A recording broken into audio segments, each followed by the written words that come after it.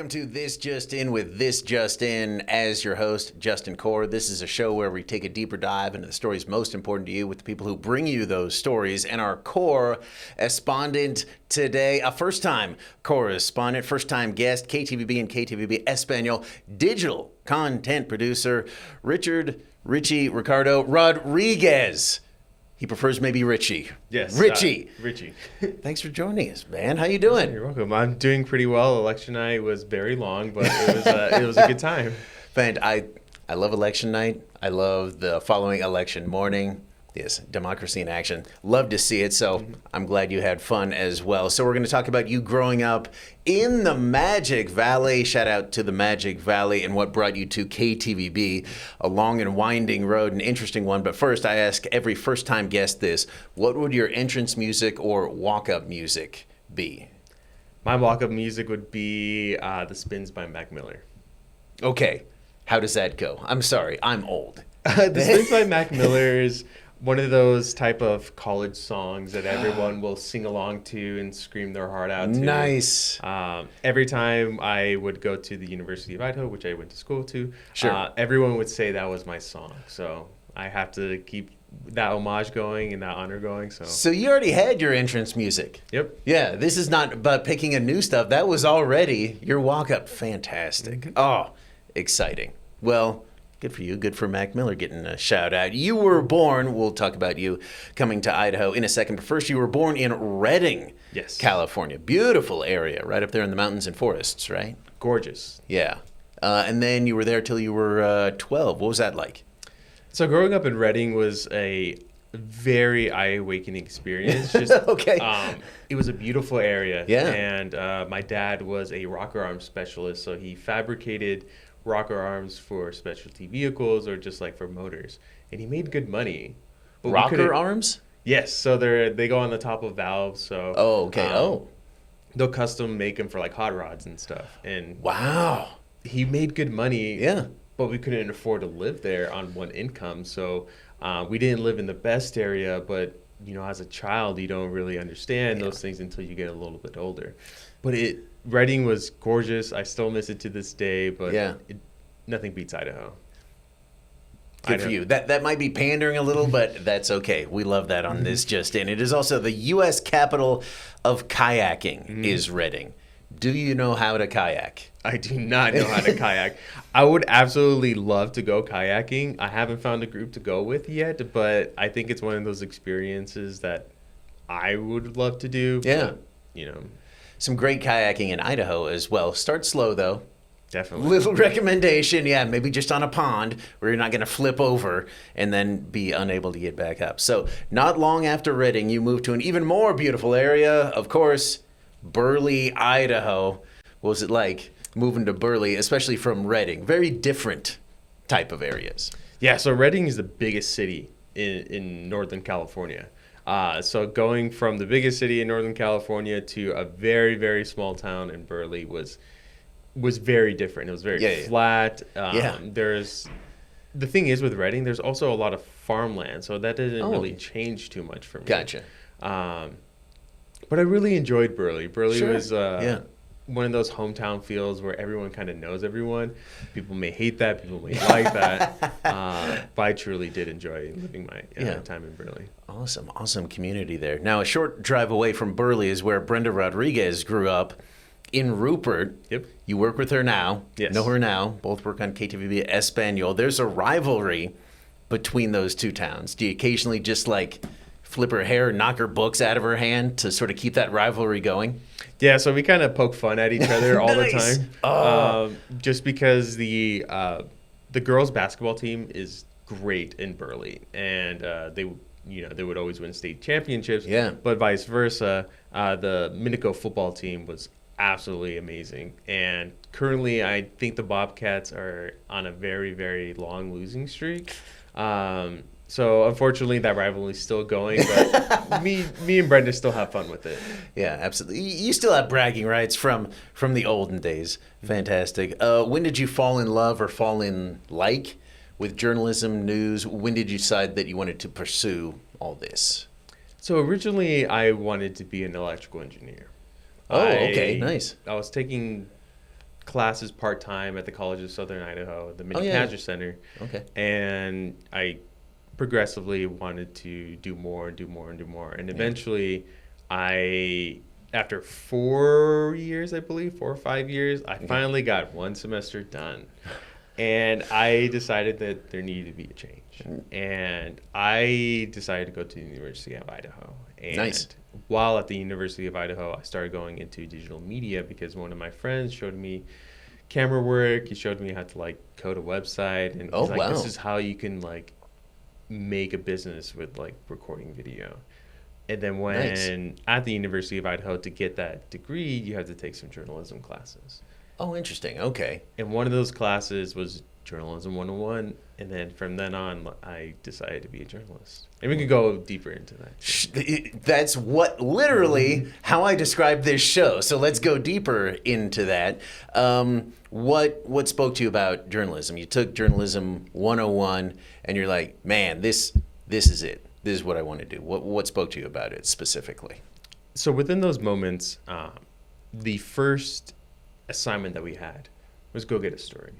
It was the Latah County Fair, and our professor said, go to that fair. His name is Kenton Bird, and I truly love him. He's retired now, but he's been at the University of Idaho for a very, very long time teaching journalists.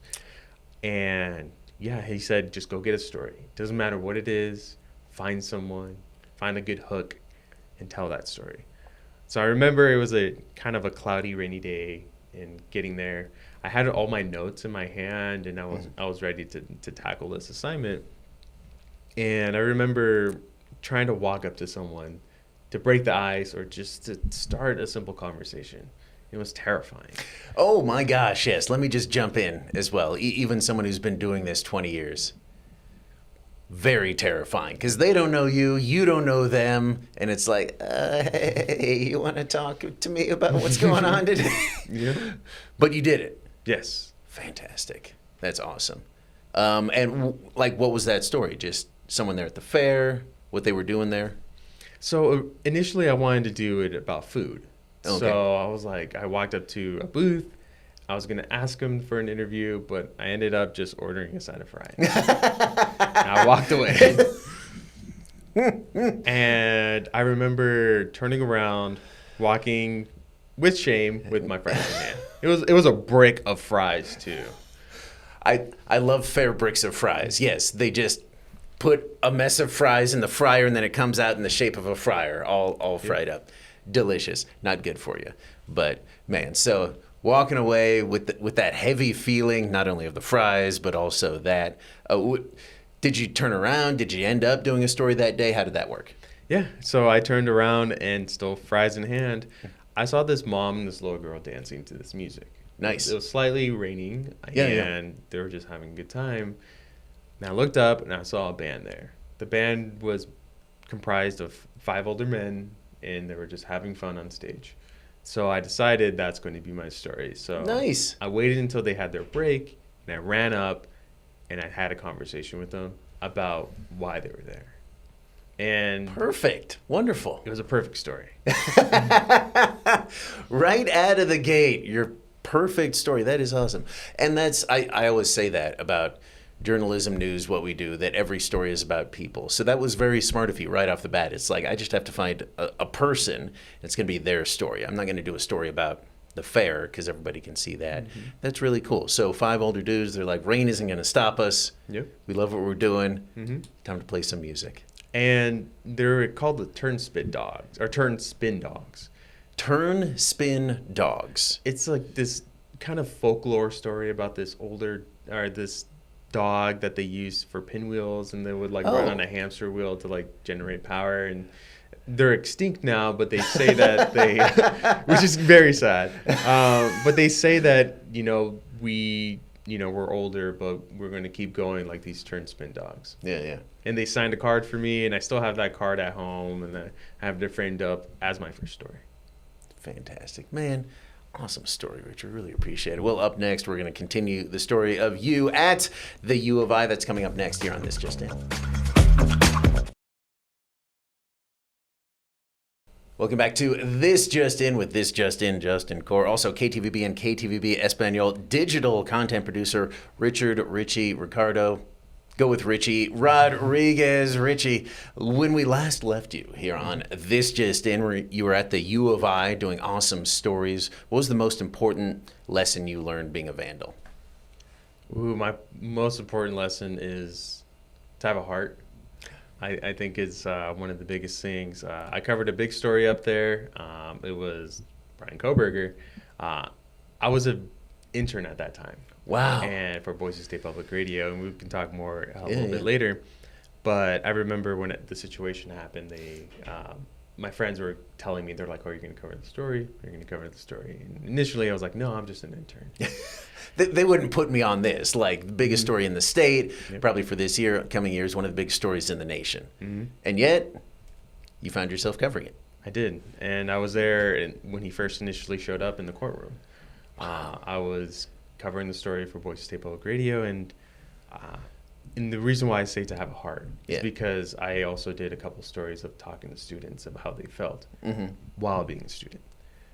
So I went up to several students and told them, I'm like, hey, I work for the news, but I'm also a student here. How do you feel about the situation? And I remember having a conversation with one of these women. By the end of it, they're like, thank you for not pushing us or making us feel comfortable to be able to share our feelings with you. Yeah. Oh, that is awesome. That is a great lesson to learn, and sometimes a lesson some of us who have been around a while need to relearn, because again, these stories are about people. They involve people, and they're not just high-level issues. That is awesome. So talk to me about how you went from the University of Idaho to Boise State Public Radio, but were sort of in both places at the same time. How'd that work? Yes, so it was my junior year at the University of Idaho, and I applied for the Bose's internship of Idaho. Unfortunately, I was not the first cohort, so I still talked to Nicole and Jimena about it. I'm like a little sad about it, but So, okay, before we go anywhere, talk to us about that. What is the VOSIS internship? So the VOSIS internship of Idaho provides any journalist the opportunity to become a journalist or anyone interested in the field. So you can be a business degree, you can be an engineering degree. If you have any slight inkering of being a journalist, this program's for you. And they offered it to me as the second cohort. Gotcha. But the first time around, didn't get it. Nope. So what'd you do after that? So they got me into touch with Boise State Public Radio. Okay. And they said that, unfortunately, we can't offer you the VOSIS internship, but we know Sasha Woodruff, who would love to try to take you on as an intern. Oh, just sort of an intern for Boise State Public Radio. Yep. Nice. So for a semester, I was with them, and I was covering education and several other stories in Northern Idaho for Boise State Public Radio. And I truly enjoyed that time, and showed me a lot. And sometimes I would actually use my work for my homework too. I talked to my teachers about it, and they said it was okay. All right. I'm like, can you reveal that? They might pull that diploma. No, it's okay. They said just as long as I don't share that same story to another story in different class, you're totally fine. Oh, okay. Gotcha. Fantastic. So you were a Bronco and a Vandal at the same time. Yep. Was that an internal struggle? Very. Love it. So you're working for Boise State Public Radio up north while still going to school at the U of I. You do that for a semester, and then what? After that, I reapplied for the VOSIS internship of Idaho for my summer. Oh, okay. And I was able to get it that time, and they were like, we don't want to take you away from Boise State Public Radio. We'll just kind of slot you in. Oh, neat. Okay. Yeah, during that time, I was just still with Boise State Public Radio, but, still with VOSIS, so they kind of helped pay that way. So you were still with Boise State Public Radio, but the internship changed. Yep. Okay, fantastic. How important do you think that was to your career?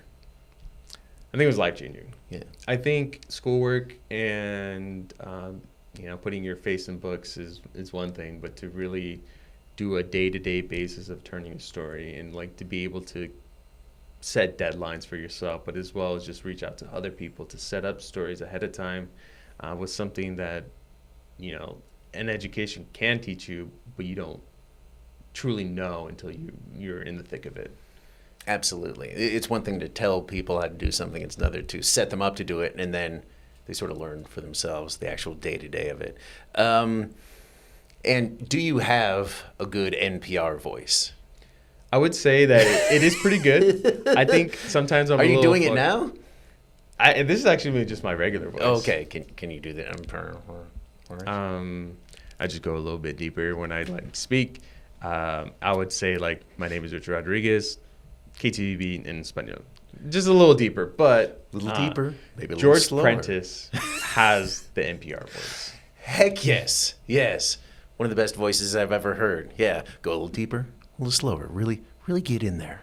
Really get in there on that microphone. Let him hear you breathe. Let him hear you breathe a little bit. Okay. So after that, after you were at the U of I and Boise State Public Radio, your next stop at KTVB. How'd that happen? So once I graduated, I was still a news intern, or I was a newsroom assistant now at Boise State Public Radio. Okay. And I wanted to work there full time, but they didn't have anything because once you're kind of locked into one of those positions, it's so hard to let go that, I had to wait until someone would leave to get a position. So I was like, this is not realistic. I need to find something. And then I was talking to Brenda because her brother was a good friend of mine in college. Oh, cool. And I went to his graduation party and I saw her and I was like, I need to talk to her right now. Ran up to her, had a conversation, and we were emailing off and on. And then eventually she's like, hey, would you like to tour KTVB? And this is when the Daybell court stuff was going on. Yeah. And I remember coming into the newsroom and just touring it with Lisa, and then the verdict kind of came down for Daybell in that same day. While you were on your tour? Yep. Whoa, huge. And then after that, I was like, oh, I need to go turn this for Boise State Public Radio. You're like, oh, this is awesome to see, but also I got to go do my actual job. Yep. Wow, neato. So got you hooked. They knew your name, knew your face and everything. And then something came open, and you applied, or did they just be like, hey, Richie, we think this is the job for you? Yeah, so I want to be a reporter. Sure. That's my dream job. And they didn't have a reporter position at the time, but they had a digital content producer position.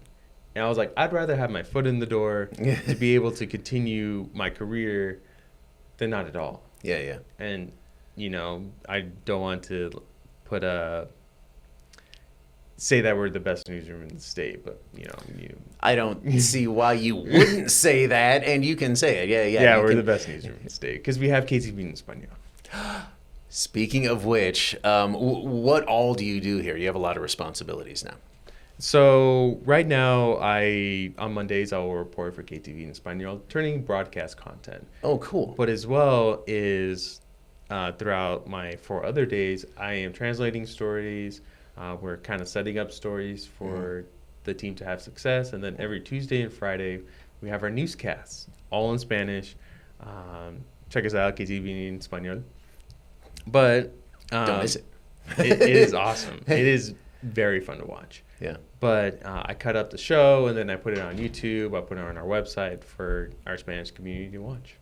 Fantastic. And you've done a lot of stories, helped a lot of stories throughout these 2 years you've been with us. What was one of your favorites? Ooh, there's a ton.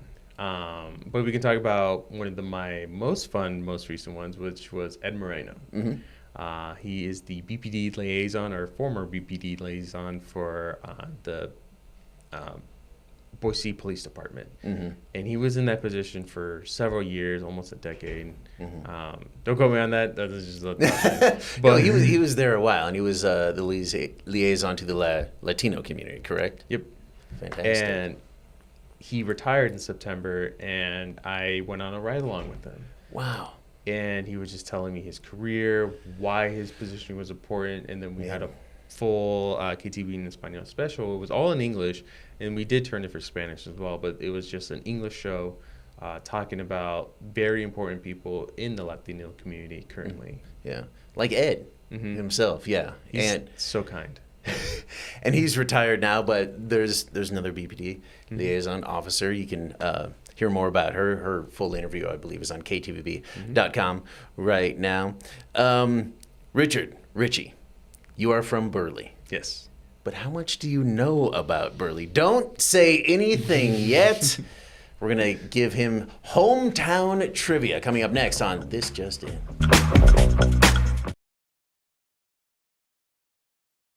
Welcome back to This Just In with Richard Rodriguez, KTVB and KTVB Espanol digital content producer. There's a tradition here on This Just In, especially for our first-time correspondents, to give them hometown trivia to figure out how much they know and most often how much they do not know about their hometowns. Richie, you're from beautiful Burley, Idaho, right on the banks of the Snake River. How much do you think you know about Burley?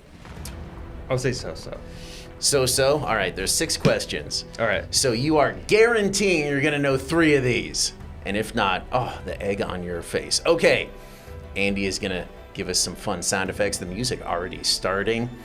First one. This is multiple choice. Richie, are you ready? Yes. When was Burley founded? 1883, 1896, or 1905? I want to say 1886. Oh, incorrect. 1905. Oh, dang. All right. 0 for 1. Pretty recent. Okay. Burley, not just home to the Oregon Trail, but this less well-known pioneer trail that passed just south of Burley. This is not multiple choice. I don't know. I passed by it. I've seen the sign. You have. Okay, so it's another trail. It's not the Oregon Trail. It's just south of the Oregon Trail. Maybe another western state just south of Oregon. Maybe it's a state you lived in for 12 years. The California Nailed Trail. it. Nailed it. Yes. Got it. Okay. Whew. All right. City named after David Ellsworth Burley. What was his job? Cowboy, farmer, rancher, or railroad agent? I would want to say railroad agent. Oh, he nailed it. He nailed it. Fantastic. I thought that one was going to trip you up. Fantastic. Okay, 2 for 3 so far. 2 for 3. Okay, this one is going to be tough. This former governor of Idaho became president of a big regional bank headquartered right there in Burley, whose grandfather founded the bank in Burley years ago. So former governor of Idaho became president of the bank headquartered right there in Burley. Big regional bank. Shares a last name with him. Zion's Bank? No. We're talking about Governor John Evans. So D.L. Evans. Oh, Bank. yes. Yeah. There's a bunch there. There's a lot of those, yeah. The first one was right there, too. Okay. 2 for 4. Right now, you are on pace to get those 3 right. We'll see. Population of Burley. About what? This is multiple choice. This is about 500, 5,100, or 11,700. 11,700. Nailed it. He got it. Oh, already got to 3. Let's go. Okay. 3 of 5 so far. Can you get 4 of 6 and get a solid D on this? I'm just kidding. But this one you got a good shot at. Hopefully. If not, I may have to give you a hint. All right. This KTVB news anchor has extended family there in the Burley area. Aunts, uncles, cousins, and he's sitting across from you right now. Zach Armstrong? Oh, it's not Zach? Who's sitting across from you right now? Oh, just I'm so sorry. The reason Oh my. Sorry, the reason why I say that is because Zach also has a bunch of family from that area, from Hayburn. That's embarrassing. Okay. That's all right. You still got 3 of 6. Your knowledge, as you expected. So. Richie Rodriguez, real pleasure. Surprised you whiffed on that one, but that's okay. Love you being here. Thank you for taking the time on your time off, actually. Again, how can people catch your work on KTVB Espanol? So we have a Facebook page, KTV in Español. We also have our landing page on our website, KTV en Español. So you can just do, ktv.com/en Español. You go right to our site. Yeah, you can just search for it as well. You're going to find it. Again, thank you so much. If you have comments or questions, maybe you want to razz Richie about missing that last question, text them to 208-321-5614. It's all right. I did much worse on my hometown trivia for Meridian. Do not look that up. I was 1.5 of 6. Anyway, use the hashtag JustIN. We'll see you next time on This Just In.